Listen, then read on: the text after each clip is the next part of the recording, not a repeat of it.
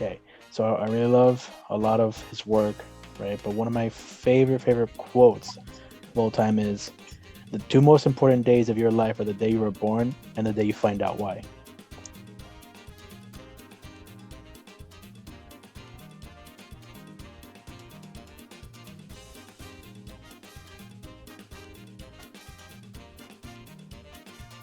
What's good, y'all? Welcome back to another episode. We are fired up. Before we get started, though, let's introduce this amazing individual next to us. Hello, my name is Alfredo. Recently turned 21 back in November. I know Mario personally from work. I worked with him over at a middle school for quite a while before I got moved to another location. A little bit about me is I used to go to ELAC just like he does. I graduated back in, I believe it was July, but immediately after I completed classes over at ELAC, I decided to continue or pursue my whole education. Applied for Grand Canyon University, and I managed to get in. So now I'm taking online classes there. I'm what I'm trying to study for over there is my bachelor's of science degree in teaching English as a secondary language at an elementary level. The whole purpose of this is because I would actually like to move out of the United States and go to live in Japan. So I'm currently learning how to speak Japanese, and I'd love to become a teacher over there. And you mentioned that you are taking online classes at GCU, correct? Yes, I did. So what would you say personally what would you say are a few skills that you found helpful or you would recommend other people when it comes to succeeding in an online class? So there's actually I believe there's two really important ones to hold true, like when it comes to taking online classes. The first one is time management.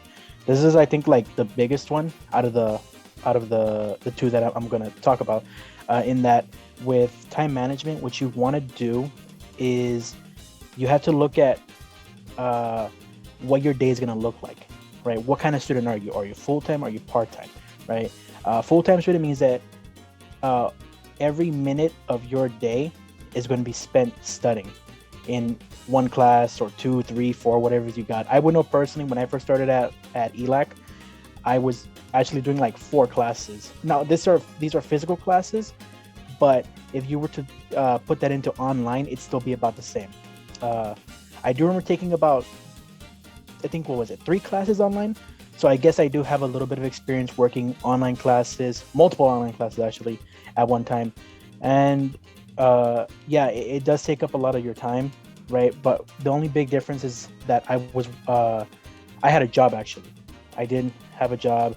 I was working at a facility called Maximum Healthcare Services, and I had to manage the time that I spent online at the same time having to get to my job, working at different sites and everything, right? So time management, right? Getting back to that, one of my biggest things is like what kind of classes you got, because I don't think I mentioned this, but there's like 2 different types of online classes. There's the ones with meetings and the ones without. I used to say that the ones with meetings were actually like the easiest ones, but after coming to GCU, I definitely had to give it to the ones without meetings, right? It's you can go at your own pace. Plus, if we're being honest right now, they kind of already set up a rubric that revolves around your time, and it just makes it easier for you to work with, right? Whereas with online classes with meetings and everything like that, you kind of have to adhere to a certain schedule set for you. And even though you can plan out weeks in advance, oh, hey, like, for instance, Mondays and Wednesdays, I had to go to class at so-and-so time, let's just say 3 all the way to 4:30. It might not always be the case that you're going to be able to attend all those classes, right? At work, I'm actually being given a lot of leniency, being able to do my homework on my break. And then there's one day out of the week, specifically Wednesdays, where I can actually do my work as soon as the kids leave. So I have like 3 free hours to basically do my work or my schoolwork at my job, right? And no, they won't say anything only because I've already done my job and we're just killing time at this point. So Very true. How would you say, it sounds like there's a lot of flexibility when it comes to online classes. You're able to set your own schedule. And Yep. I feel like as millennials and Generation Zs, we gravitate towards being our own boss, Right. so to Yeah. say. Hmm. No, that's true. I mean, me personally, like I do prefer physical class because there's that little like extra personal touch that the teachers can give more, being able to actually see their students and being able to actually meet their eyes, meet their gaze. Like if a student, and I'm being serious, like if a student raises their hand, right, they'll actually be able to see that personally, right, as opposed to having to click a button that says, "Oh, I want to raise my hand," because I think that's available here on Zoom, right? It's like through the settings bar, you can say like, "Oh, rate, I gotta raise my hand, right? Can I ask something?" Whereas in a physical class, the teacher sees the hand being raised, then they can stop the lesson to answer whatever question, or they can just ask their question as soon as they're done saying what they gotta say, right? But online classes are also nice to have every now and then. I have got nothing against online classes. It definitely persuaded me to try online classes again. Personally, I took a couple online classes when at Eli. When the pandemic wasn't getting any better, I left for Texas, went to go visit my dad, and I was working full time over there. While I was visiting family, I was full time at school as well. Because everything was online over there, Mhm. I just needed to remember the time difference. But besides that, I was able to pass with flying colors. So it's beneficial. Yeah. I want to say to, were you gonna say something? No, I was just chuckling. Something that kind of came to mind. You mentioned time management. Mhm. That's something I'm still struggling with to this day. How were you able to manage your time or learn to manage your time as well as you've had now? Or was that something that you've always had the ability to manage your time? So I will admit, like to an extent, I still can have trouble with it because, and I know this is something that everybody does. It's procrastinate. What we're talking about is procrastination of not managing our time as well as we should. Everybody deals with it at some point. They might still be dealing with it now. I know I definitely do, so I'm not gonna pretend to be like all perfect about managing my time, but I think I definitely learned how to manage my time to the weirdest way possible. Like it's very strange one, I will admit. I actually have to have music on, or I need to be watching something on the side in order for me to get my work done. I don't know why. It's kind of like if I have that extra thing there to keep me not bored, right? I can get my work done somehow. It's like if I'm just doing my work, if I just get my work or if I just have my work, I'm not gonna be able to concentrate as fully. I need to be listening to music, or I need to be watching something on the TV or on the little tab on my laptop or whatever, in order for me to actually motivate myself in order to do my work. I don't know. It's kind of a weird thing, but something I learned about myself. That's how I've learned to manage my time more wisely. Right? That's funny. That's funny. It's interesting. I don't know if you remember a few years ago, way before the pandemic. I think it was in 2018, 2019. There was a lot of the people were listening to Mario Kart music, specifically Coconut Mall. Right. And for some reason, they were able to be more productive in their homework. Really, Do you I did not remember? know that? I didn't even hear about that till now. It's so funny. That was one of the reasons Coconut Mall became like a top Right. listened to song, just because they were listening to it and they felt more productive. Mm-hmm. Oh, I did not know that. Actually, it's funny. I see Mario and Yoshi in the background. Yeah, I'm like, I was looking at the background, like, let's see how can we make this a little more festive. I'm like, let's just put some plushes up there. So Right. the bear's my son. I took it to work because it was pajama day and bringing stuffed animals. So I'm like, let me bring my son. Right. Okay. I see now. Yeah. So that's the first one. It's time management. I did say a second one. I think communication is important. For online classes, one of the hardest thing is that personal touch, right? I mentioned the teacher, but I also think mentioning your fellow students is good too. If you can create like group chats, or if you can do study groups with people who you think you're the most compatible with, it's definitely worth mentioning that communication is important when it comes to doing online classes. So would you say building Like classes community? will be better if you build a sense of community? Yeah, I would know personally because there's someone from my old days at ELAC. I'm talking when I first joined one of the first few classes that I did. I think it was a math class or something, or no, it was a business class actually. It was a business class, and it was an online class that I took just by coincidence. And for whatever reason, there's this one dude who just started talking to me. I started talking to him, and we just built up this amazing relationship where we could ask each other questions. He would help me out with some things, I would help him out with other things, and me and him are still talking to each other even to this day. In fact, we were talking to each other this morning. That's funny. It's Yeah. amazing like how far you guys could Mhm. communicate even after. Yeah. It's awesome. It's not. That's something else I was thinking about. But Mhm. speaking about that community, let's switch over to in person. Mhm. So, what would you say are some skills that are required to pass in person classes? I think, without a doubt, for me, when it comes to physical classes, you might want to be prepared with a lot of extra material. Like I'm talking, like if you're already prepared with quite a few pencils, quite a few pens, you got your journal or journals, your loose sheets of paper, a binder, whatever.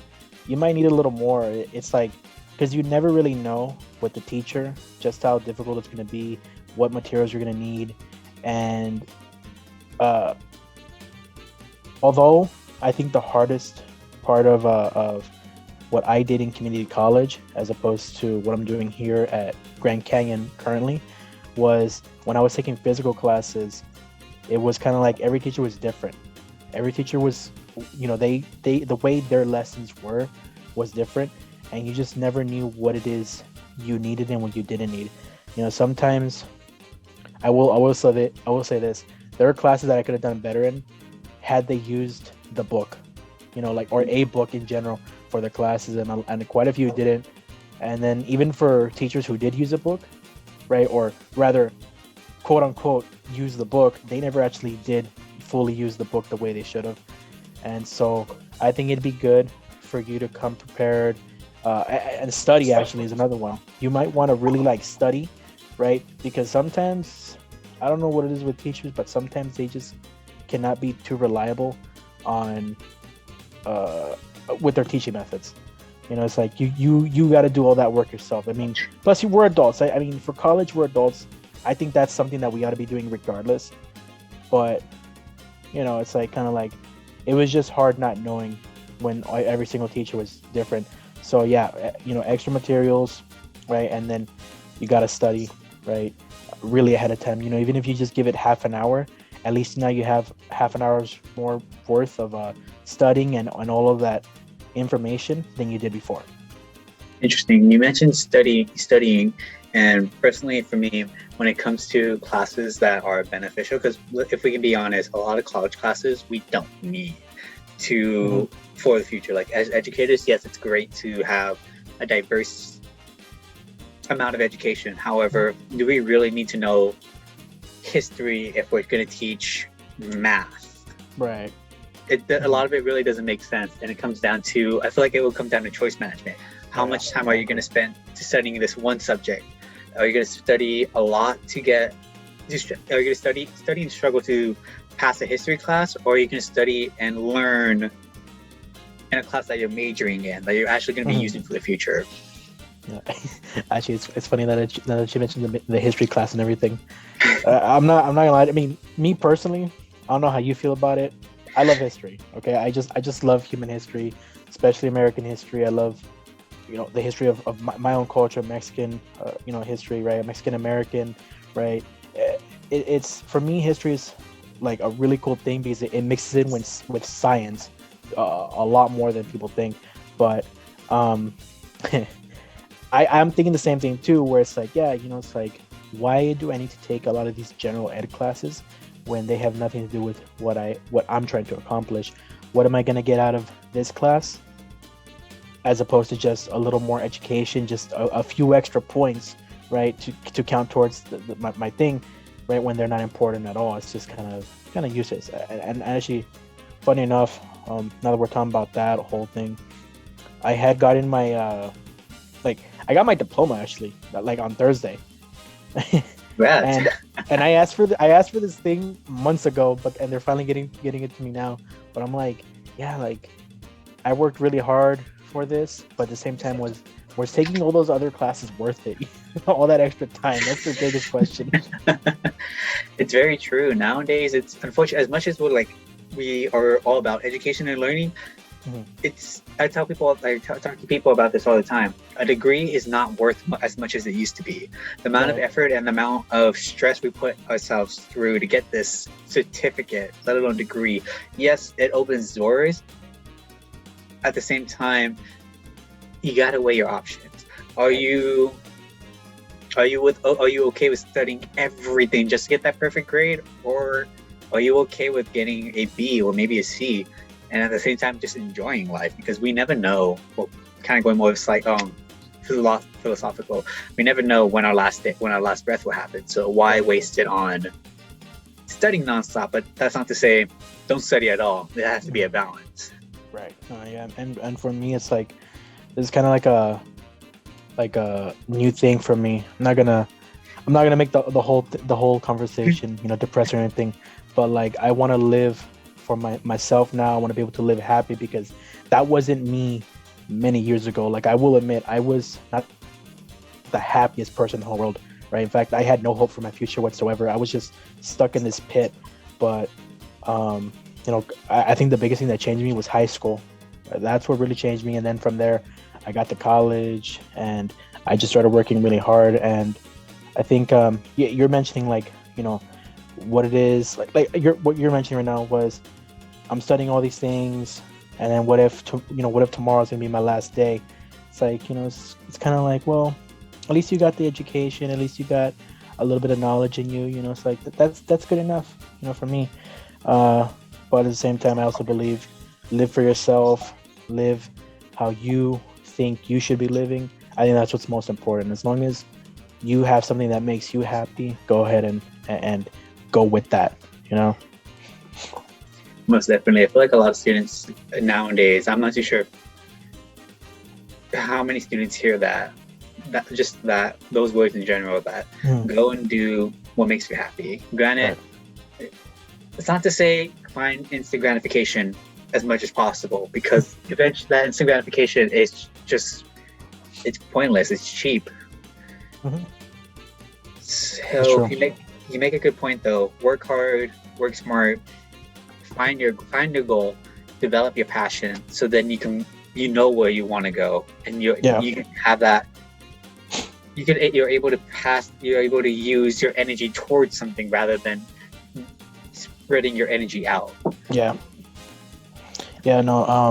Like if I could just say this, in life, right, one thing that I learned fairly early on, that's I think a lot of people just don't realize, especially this young generation, where they're nothing against the younger generation, but I will say this, a lot of them are kind of self-entitled, right? They just do not kind of care about those who are older than them. They have no respect for that whole thing, and I kind of think like, our future isn't looking too good right now. But I'm like, at the same time, I think, well, these kids want to live their own lives, and that's fine. That's fine at the same time. It's like, you want to live your own life, that's cool. But I think the biggest thing it comes down to is, I think they're looking to be accepted by everyone, and the sad truth of it is, not everyone's always going to accept you. I think your personal happiness should come from if you can accept yourself first. Because if you can accept yourself first, then see who's willing to accept you, and keep those people who are willing to accept you, the closest ones, in your heart, and make that your motivation. That's what I say. Maslow's hierarchy of need. You reminded me of that. I always forget what it is specifically. I know you know the kid I'm currently working with. We won't say his name for confidential reasons. Yep. I would always talk to people. People would ask me about this kid. I'm like, don't you think he needs to do other things? I'm like, Maslow's hierarchy of need. If he doesn't have the basic necessities, so of course school is not going to be his priority. But going back to what you mentioned, we got to love ourselves before we can love others. Yeah. There's a whole process of it. your psychological needs, your safety needs, sense of belonging, your esteem. Eventually, you'll get that self accusation. Basically, what does any of this mean? You got to be able to find yourself, whether it's getting dirty, getting in trouble, just do something. Yeah. If it sticks, it works. If it doesn't, make it stickier. Find something new. Never stop. Never stop moving. Yeah, exactly. Yeah. You gotta find your passion, essentially. Yeah. Well, actually, not to take anything away, but just so that we're clear, it's still the same one, the one that I also had, the kid. Yeah. Right? Okay. Yeah. Same kiddo. Got it. Okay. On a total side note, he's doing so much better. Like we've made it to every single class. Good. Right now, there's like a lot of family things going on. So who knows? We really don't know what's going to happen this coming week, but so much better. I'm so happy for him. But yeah, hopefully your kid is doing better. But I don't know about with the personal issues. Not to get into it, but from what I've seen, I don't know. I hope it improves, but what I remember is just probably, I don't know if it's gonna look good or not, but I understand. If he's doing better now, then that's good. Hopefully, like you and your one-on-one now, you guys work well. Like me and my one-on-one, the current one that I have, me and him really work well. I love my current one-on-one. He is the sweetest kid you could ever ask for. And then actually, I'm very friendly with the grandfather. In fact, his grandfather actually photoshopped my face onto a leprechaun for St. Patty's project. I have it on a frame right here to my right. Actually, I'll send you a photo. I'll send you an image of it. Right, he gave me a digital copy and the physical copy on a frame. That's hilarious. So what we're hearing is on the 17th, if we find you, we're getting a pot of gold, right? Yes. Bet. I'll be at your school on that day then. All right then, sir. Can't wait to see you there. So, speaking of one-on-one aids, we're going to move over to our last question. Sure. Teachers make a huge impact. At the same time, we make a lot of mistakes. If you had the possibility to change online classes, what would be your focus and why would you change it? What you want to change? So this one, I say I stop using Zoom.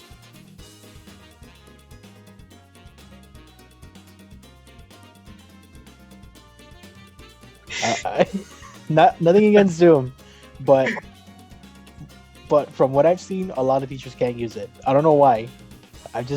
Every single teacher that I've had either can perfectly use it or they can't use it at all. And it's just become so tiring to see because the ones who can use it, they are so few in numbers, right? Whereas with the ones who can't use Zoom for anything, they can't work out the mechanics of it. They end up having us do everything ourselves, and it's kind of like, I mean, not that I'd get rid of Zoom completely, but I'd find other alternatives. Alternatives. Me personally, and I know this is a new age generation thing, Discord. I personally think Discord is a lot more easier. In fact, I don't know which class it was. I think it was my math class or my Christian worldview class. Someone somehow convinced the teacher to utilize Discord for us to communicate all together. So for like a full 2 months, we were just using Discord to be able to talk to one another, and if possible, we can set up any meetings. Right? We split up into groups.